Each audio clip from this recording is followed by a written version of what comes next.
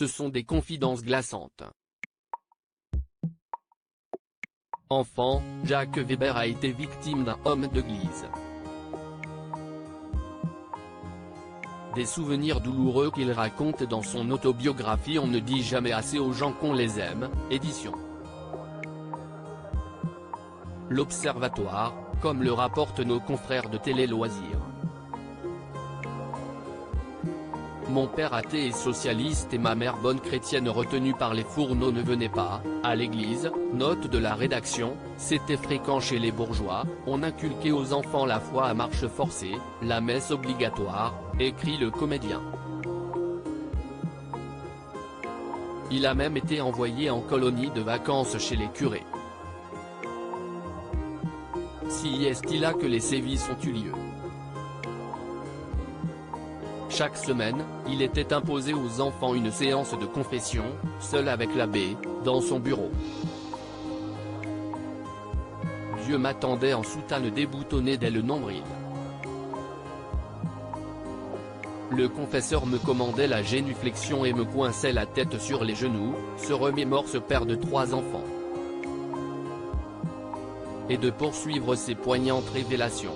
L'abbé Comté m'indiquait d'une caresse l'endroit des hontes puis sa main puissante enfouissait ma tête d'enfant entre ses cuisses en sueur, l'absolution consistait à me mordiller l'oreille ou à la lécher.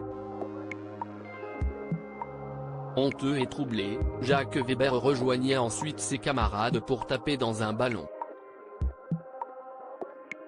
Jacques Weber, si le curé disait quelque chose, c'était le bon Dieu qui parlait. Ce n'est pas la première fois que le comédien qui nous a récemment bluffé dans En thérapie révèle avoir été victime d'abus sexuels. C'était déjà le cas en 2019 sur le plateau de Quotidien. Il confessait alors ne pas supporter les curés, dévoilant à Yann Barthès les situations inacceptables qu'il avait vécues enfant en compagnie d'un religieux. À l'époque des faits, Jacques Weber s'était tu. Par notre éducation extrêmement religieuse. Si le curé disait quelque chose, c'était le bon Dieu qui parlait. Donc on ne disait rien, expliquait le mari de Christine Weber.